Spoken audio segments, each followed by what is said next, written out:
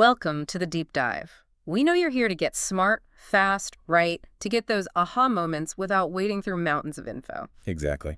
Well, today we've got a shortcut for you. We're diving into 10 communication habits. These aren't just theories, they're evidence-based techniques. Things you can use giving a big presentation or honestly just chatting to the coffee machine. And they can really change how people hear you and how they respond. That's the goal.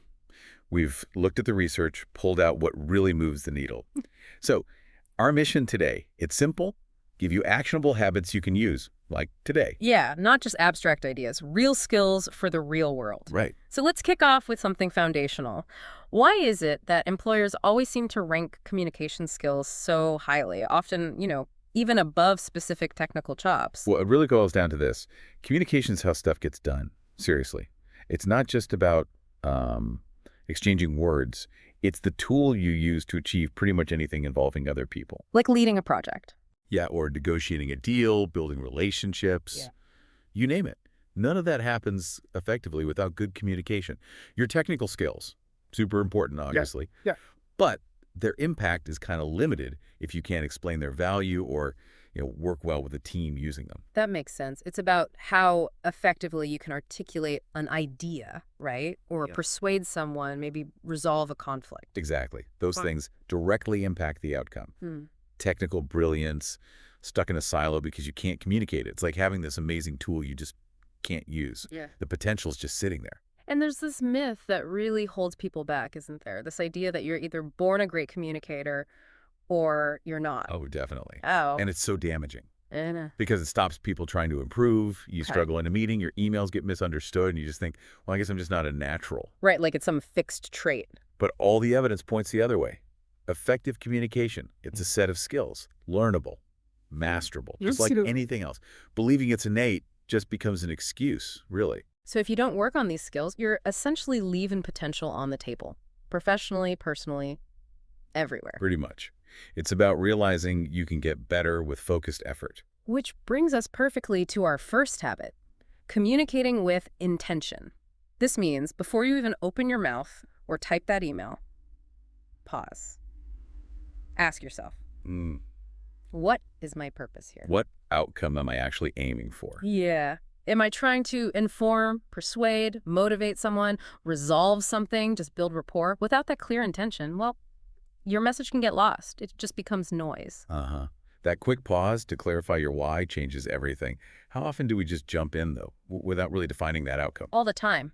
Think about a team meeting. People share updates, maybe raise concerns. But if there's no clear intention, like specifically to assign tasks and agree on deadlines, what happens? You can just drift, right? Yeah. Become a time sink. But intentional communication means going and saying, okay, the goal here is to walk out with clear responsibilities and timelines. Exactly. Or say a personal disagreement. Just venting frustration. That usually makes things worse. Oh, yeah. But if your intention is to understand their side and find a resolution that shapes your words, your questions, everything. And it's not just for formal stuff. Research shows leaders with a clear vision whose messages are goal-oriented. They're way more successful at getting teams aligned. But really, this applies to anyone wanting to make an impact. It really is the bedrock, isn't it? Communication is how we create and exchange value. Your ideas, your skills, they need effective communication to land. It underpins everything. Collaboration, influence, trust, fixing problems. It's why it's often called the #1 predictor of success. It unlocks your ability to connect, work together, and actually get things done. Okay, so we know why it's vital. Let's shift to how, starting with something often overlooked, nonverbal cues. You ever think about how just standing or making eye contact can say more than your words? Oh, absolutely. It's huge. Yeah. We've talked about the why. Now let's get into the how. Communication works on two channels, right? Verbal, the actual words, and nonverbal tone, posture, expressions, all that. They need to match up. And that's the critical part. What happens when they don't match? Imagine saying, yeah, I'm really interested, but you're leaning back, avoiding eye contact, maybe tapping your foot. Right. Which message do you believe? Always the nonverbal. Almost Yeah. always. It creates this dissonance, makes people skeptical, undermines whatever you're saying, even if your points are totally valid. Which leads us straight into habit number 2, mastering clarity and conciseness, both speaking and writing. Good communicators make it easy for others to understand them. That's priority one. Often means simplifying things, doesn't it? Yeah. Straightforward words, clear sentences. Research backs this up. Concrete, familiar language keeps people engaged, cuts down misunderstandings. And ditch the jargon, unless you're absolutely sure everyone's on the same page. And if Yeah. you have to use a technical term. Define it briefly. Just make sure people aren't lost. And conciseness. Oh man, this is key. Cut the fluff. Get to the point. People have limited attention spans, right? Respect that. Totally. Structure helps too. A clear beginning, middle, end. Introduce the idea, develop it, then wrap up with key takeaways or next steps. And don't forget, vivid language, good descriptions, active voice. It makes things stickier, more memorable. Okay, so clarity in words. Which brings us to habit 3, cultivating nonverbal awareness. Being aware of your own body language and also getting better at reading others. Yeah, the big ones here are posture, eye contact, facial expressions. How you carry yourself says a lot before you even speak. So posture, what does the research say works? Well, generally, an open posture, standing tall, shoulders back, arms uncrossed, signals confidence, approachability. Closed postures, like slouching or crossing arms, can come across as defensive or disinterested. Even just leaning in slightly shows engagement. Right, versus leaning away, which suggests maybe not so interested. Exactly. And eye contact, so much research on this. It builds rapport, trust. It says, I'm listening, I'm honest, I value you. Avoiding it can suggest the opposite, can it? Lack of confidence, maybe even deception, but it's a balance. Too intense is creepy. Huh, yeah, definitely. Not enough feels dismissive. Find that sweet spot. And faces. Expressions add that emotional layer. A smile means warmth. A furrowed brow means concern. The key thing, tying it all together, is congruence. Words and body language need to sing the same song. When they do, it feels authentic, believable. When they don't, it just feels off, you know? Absolutely. That mismatch is a major communication blocker. So thinking about nonverbals, what's like the single most impactful thing for building trust quickly? Good question. While it's all connected, research really highlights consistent, appropriate eye contact. It's a direct signal. I'm present, I'm engaged, what you're saying matters to me. Simple but powerful. Okay, so we've got clarity, we've got presence, but is that enough? Can you be crystal clear, stand tall, make eye contact, and still somehow miss the mark? Oh, absolutely, if that emotional connection isn't there. Which brings us to empathy and emotional intelligence, sometimes called soft skills. But they're really foundational, aren't they? Like J.B. King said, effective communication is built upon a foundation of emotional intelligence.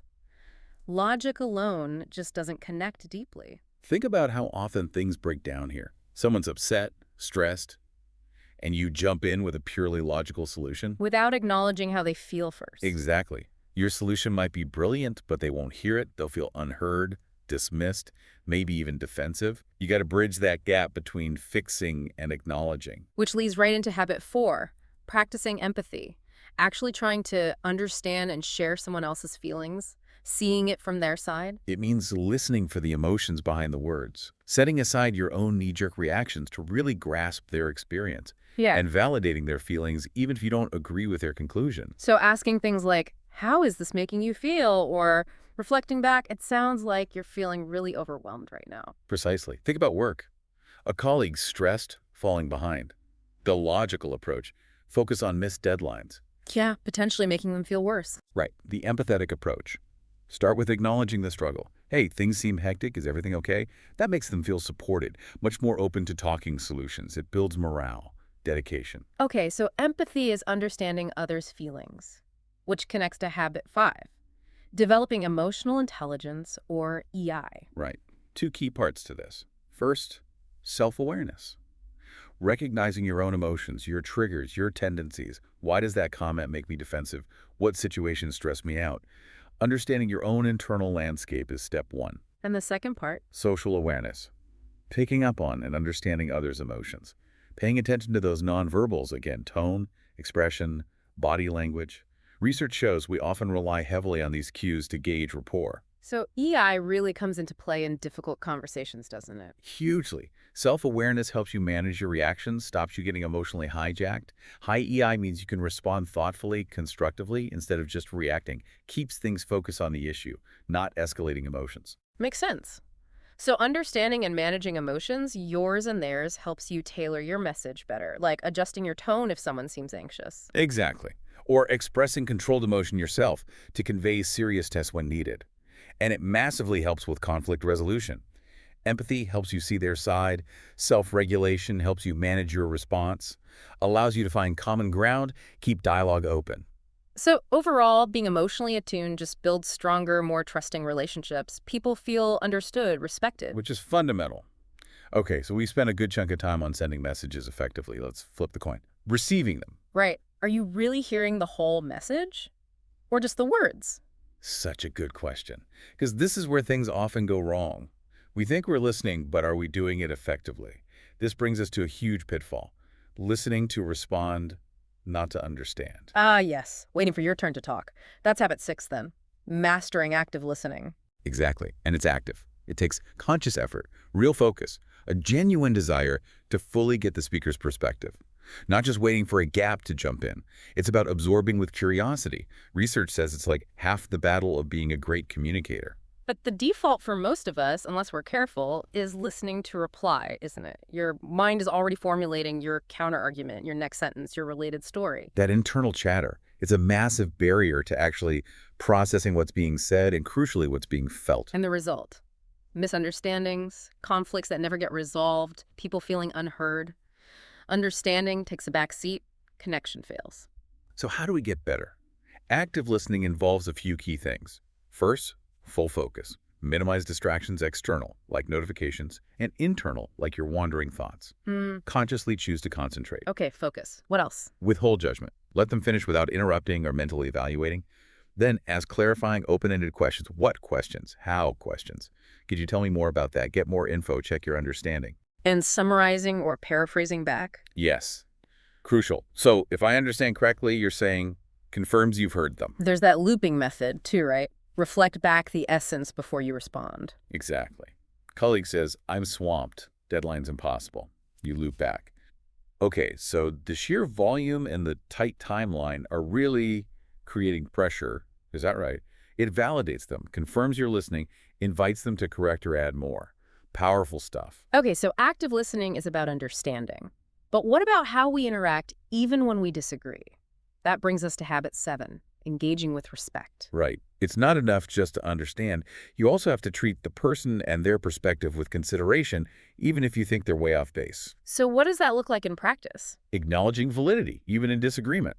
I see why you feel that way, although I see it differently. Or, that's a valid point I hadn't considered.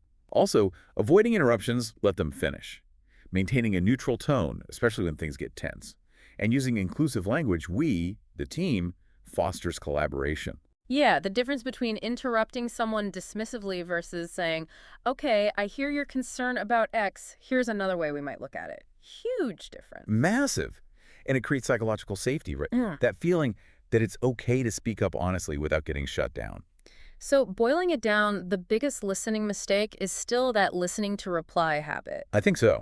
Driven by internal distractions, our own thoughts, rehearsing responses, judging. The solution, consciously prioritize understanding. Catch yourself drifting, refocus, use paraphrasing, looping. And even your body language helps open posture. Eye contact, it signals engagement to them and keeps you more focused too. Okay, we've covered sending and receiving. Now, how do we keep getting better? What's that one habit that really speeds up mastery? We'll hold that thought for a second. Because first, we need to recognize communication isn't static, right? It's dynamic. It needs constant work, conscious effort. These skills are habits. Good habits can be built. It requires a growth mindset. But we resist sometimes, don't we? Asking deeper questions feels intrusive. Giving or getting feedback feels awkward, scary. Definitely. Fear of hurting feelings, fear of looking bad, fear of conflict. That discomfort can really block growth. Which brings us nicely to habit 8. Asking thoughtful questions. This is an art form, really. Good questions build trust, encourage openness. And moving beyond the closed-ended yes-no questions, did you finish? Versus, what were the main challenges in finishing? Open-ended questions invite richer answers. And those deep value questions, going beyond how was your weekend? Yeah, like what was most energizing about your weekend, or what's something you've been pondering lately? They show genuine interest, make people feel seen. Curiosity-driven questions like, what challenge really shifted your perspective? Create space for real connection. Okay, asking better questions. Then habit 9, seeking and giving constructive feedback. We need to reframe this, don't we? It's not criticism, it's fuel for growth. Absolutely vital, especially at work. Giving it effectively means being helpful, specific, observable behaviors, not personality attacks, timely, considerate, instead of your presentation was confusing. Try. I found the transition between slide 5 and 6 a bit unclear. Maybe adding a summary sentence there would help. Exactly. Actionable. And seeking it. Be proactive. Yeah. Ask people you trust for specific input. How did I handle the Q&A in that meeting? Was my email clear on the next steps? And receiving it. Listen openly. Try not to get defensive. Ask questions to understand. Thank them. And watch how others do it well. Which leads to the final habit, number 10, the one that ties it all together. Committing to continuous practice. These are habits, right? Improvement only comes with consistent effort, building new routines. So, actively look for chances to practice. Presentations, difficult conversations, important emails, see them as training grounds. Precisely. Practice intentionality, clarity, nonverbals, empathy, listening, questioning, feedback, all of it. Integrated daily. More eye contact in chats, more open questions. And reflect afterwards. What worked, what didn't. Yes. And adapt. The best communicators shift their style based on the audience, the context. Right. Colleague versus client versus CEO requires different approaches. That adaptability comes from practice and observation. So these last 3 questions, feedback, practice us, they build stronger relationships, boost your career. Fail here and you get misunderstandings, lost opportunities. Mastery takes work, but the payoff is huge. Okay, so back to that question. The single habit that accelerates mastery. Yeah. The one top performers nail. What is it? It's committing to continuous practice by deliberately seeking out varied communication opportunities. It's not just practicing, it's practicing consistently, intentionally, across a range of situations. Public speaking, tough one-on-ones, everyday chats.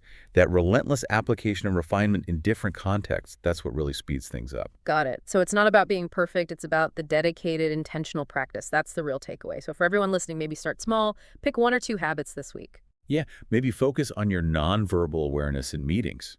Or try that looping method in your next important conversation. See what happens. The shifts can be profound, right? In connection, influence, success. Absolutely. So the call to action, pick one area, focus on it this week. Maybe really zero in on active listening next time you talk with someone important. Observe the results. Because remember, effective communication, it's learnable, it's a skill.